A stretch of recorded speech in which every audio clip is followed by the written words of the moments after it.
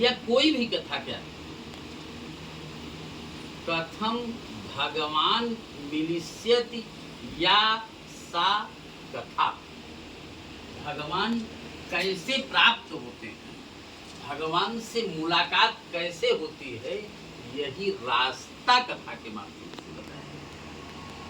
पूजा तो आपने कर लिया, ये कथा हम आप क्यों सुनते हैं? ये एक एडवर्टाइज समझ रहे हैं कि फला व्यक्ति ने किया तो मुझे भी करना चाहिए। अब रही बात ये सत्यनारायण भगवान की कथा इस पृथ्वी पर आया कैसे? श्री कृष्ण जब यहाँ से चले गए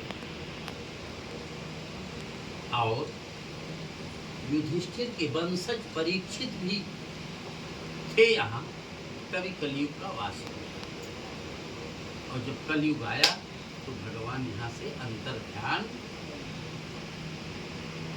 लेकिन जैसे कहीं कहीं की सरकार गिर जाती है तो ये होता कि राष्ट्रपति शासन, प्रधानमंत्री नहीं है लेकिन सारी देखरेख व्यवस्था बड़ी अच्छे ढंग से होती, तो विष्णु भगवान के मन में ये जिज्ञासा बनी कि लोग रहते कैसे हैं, उस व्यवस्था को देखना चाहिए।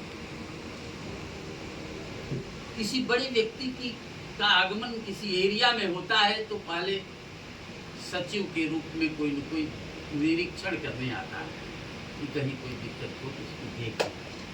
तो सचिव के रूप में नारद जी इस पृथ्वी पर आए। कहाँ आए? मीरा रोड में नहीं आए, लखनऊ के पास नैमिषारण्य क्षेत्र है, वहाँ आए।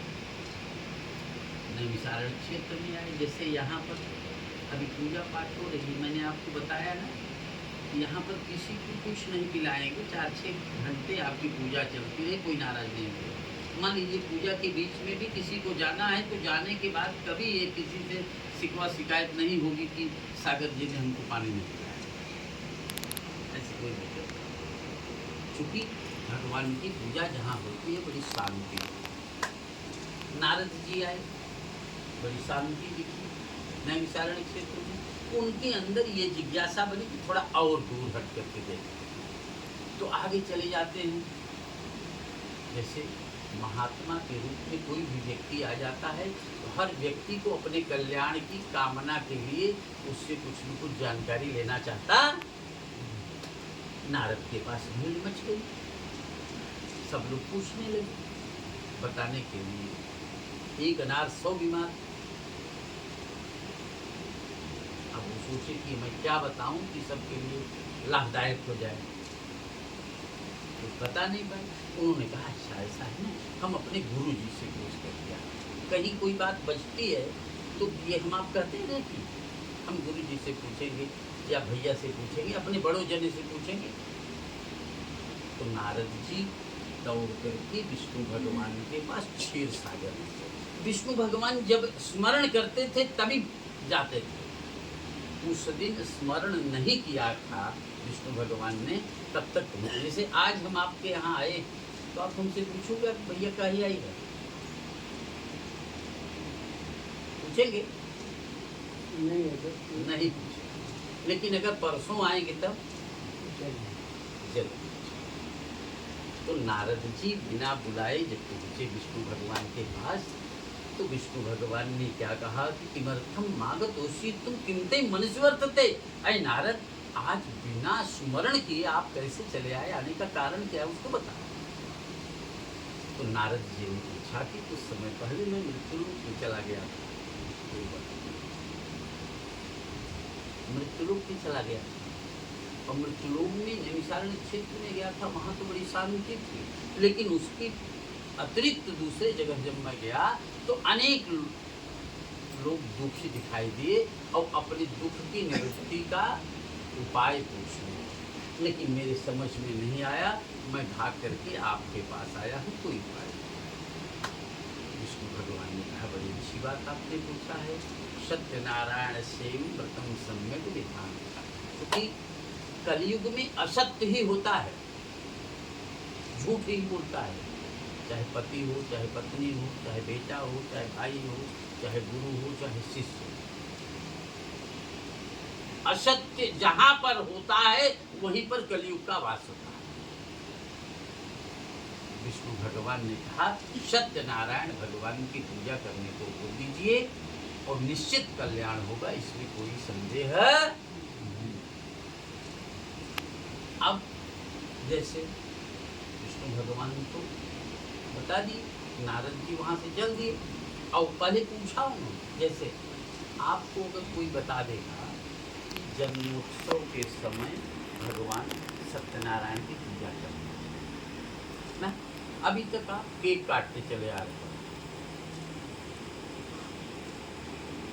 समझ रहे हैं, लेकिन कुछ पुण्य जागृत हुआ सत्यनारायण भगवान की पूजा करने का। केक काटना क्या है? ये पश्चिमी सभ्यता का अनुकरण है। हम आप दीपक को कभी मुंह से नहीं बुझाते, लेकिन केक काटते दरमियान किसी न किसी माध्यम से उसको बुझाने की प्रक्रिया को करते। ये एक भारतीय परंपरा है, सनातन धर्म की परंपरा है कि सत्यनारायण भगवान की पूजा, समझ रहे? अब नारद जी तो पूछ करके चले गए, तो उन्होंने बताया कि किम फलम किम विधानम च कृतम के नैव तद्व्रतम, सत्यनारायण भगवान की कथा का फल क्या मिलेगा। उन्होंने ये कहा कि सत्यनारायण भगवान की कथा का फल ये मिलेगा, कोई भी व्यक्ति पहुंचे दुख शोकादि समनम, दुख और शोक की समाप्ति होती है, बड़ी शांति। धन धान्यादि वर्धनम, धन धान्य की वृद्धि होती है। सौभाग्यम संतति करम, यदि सौभाग्यवती महिलाएं सत्यनारायण भगवान की पूजा में शरीक होती हैं, उन्हें उनकी सौभाग्य की वृद्धि होती है। उन्हें संतान महिलाएं सत्यनारायण भगवान की पूजा करती हैं तो संतान की प्राप्ति होती है। यदि संतान वाली महिलाएं संतान के जन्मोत्सव के दरमियान सुनती हैं कथा, तो संतान का हर प्रकार से विकास होता है। यस्मिन कस्मिन दिने मृत्यु भक्त श्रद्धा समृद्ध, चाहे जिस स्थान पर सत्यनारायण भगवान की पूजा किया जाए, श्रद्धा भक्ति और विश्वास के साथ होना, जो भी समझ दीजिए। अब ये नहीं है कि पंडित जी आ गए, पंडित जी बोल रहे हैं, हम दूसरे विषय की बात कर रहे हैं, ऐसा नहीं।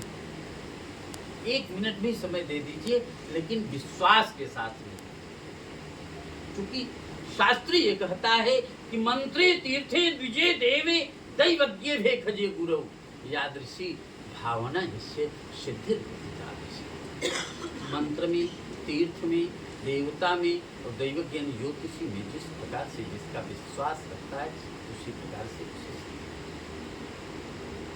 4 श्रोता बताए गए। चारों श्रोता में विश्वास का ही फल मिला है। पहला श्रोता गरीब ब्राह्मण, गरीब ब्राह्मण को बूढ़े बाबा के रूप में विष्णु भगवान ने चेक किया। जैसे अब कोई व्यक्ति आपके पास आएगा कि सागर जी, हम मंदिर बनवाने चल रहे हैं, कुछ आप उसमें सहयोग कर दीजिए, तो तुरंत सहयोग करेंगे कि नहीं करेंगे ना? और कोई व्यक्ति रसीद काट करके ले आए कि हम अपना घर बनवाना चाहते हैं, आप सहयोग करिए, तो करेंगे। विष्णु भगवान के पास नारद जी ने सामूहिक कल्याण के लिए पूछा, तो विष्णु भगवान ने तुरंत बताया। विष्णु भगवान को दिक्कत ये आई, दिमाग में बात ये बनी कि इसको मैं चेक करूं, CBI चेक करूं। तो विष्णु भगवान ने चेक करने के लिए बूढ़े बाबा के रूप में इस पृथ्वी पर आए। कहाँ? बनारस में। तो पहला व्यक्ति मिला कौन? गरीब ब्राह्मण। पूछा कि आप कौन हो, कहाँ जा रहे हो?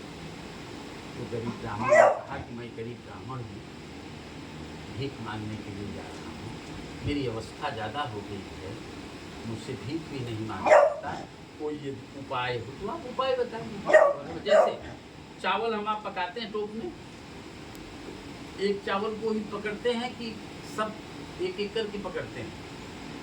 एक चावल ही अगर पका है तो उसको समझते हैं कि पक गया। विष्णु भगवान के दिमाग में ये बात है कि वास्तव में पृथ्वी के लोग दुखी हैं, उपाय बताना। नारद अभी रास्ते में है, उन्होंने उपाय बता करके चले गए, अलक्षित हो गए। अब वो गरीब ब्राह्मण के पास पैसे नहीं थे। भगवान सत्यनारायण की पूजा कैसे करे? जितना भीख पाता था 4-5 परिवार के लोग थे, सब खत्म हो जाता था। केवल उस बूढ़े ब्राह्मण के चेहरे को देख करके सोया, लेकिन रात्रो निद्रा न लब्धमा, रात भर उसको नींद नहीं। सुबह उठा, धर्म पत्नी देखी, बहुत चिंतित दिखाई दे रहे हैं। चिंतित दिखाई दे रहे हैं। कल एक व्यक्ति मिला और चेहरे में इतना तेज करने लायक नहीं, मुझसे पूछा तो मैं बताया कि मैं भीख मांगता हूँ और आपके पास कोई उपाय है तो बता दीजिए। तो उन्होंने बता दिया, उन्होंने बता दिया उपाय, लेकिन उपाय करने के लिए मेरे पास पैसे नहीं है। क्या करूं, समझ में नहीं आ रहा।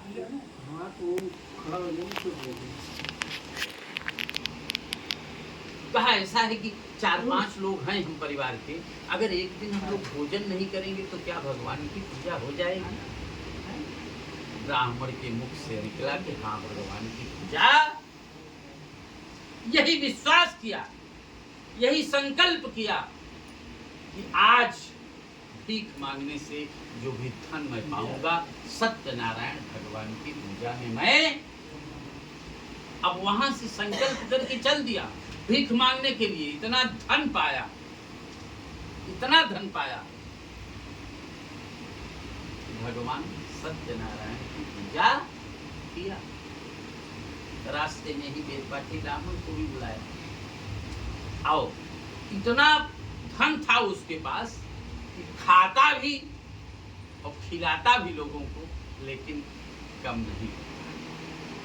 लेकिन संकल्प उसने क्या किया था? जो धन मैं पाऊंगा सब भगवान सत्यनारायण की पूजा में किया। वैसे भगवान परीक्षा उसके लिए, जो कुछ बचा था सारी व्यवस्था हाथ में लेकर के ब्राह्मण के लेकर के काम किया। और उसी दिन से उसका भीख मांगने की प्रक्रिया तो चलती रही, लेकिन बैलेंस उसी को देख करके दूसरा श्रोता लकड़हारा, तीसरा संतान के लिए, चौथा भी संतान के लिए था जिसका नाम था साधुमती।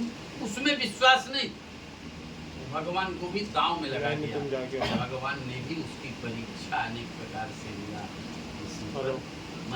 ये सत्यनारायण भगवान की पूजा एक बार व्यक्ति सुने, साल भर में एक बार भी व्यक्ति सुने, लेकिन दिल और दिमाग से सुने, फ्रेश होकर के सुने, हार मिलती नहीं, तो उसको भी बेनिफिट मिलेगा। बोलिए सत्यनारायण भगवान की, बोलिए सत्यनारायण भगवान की।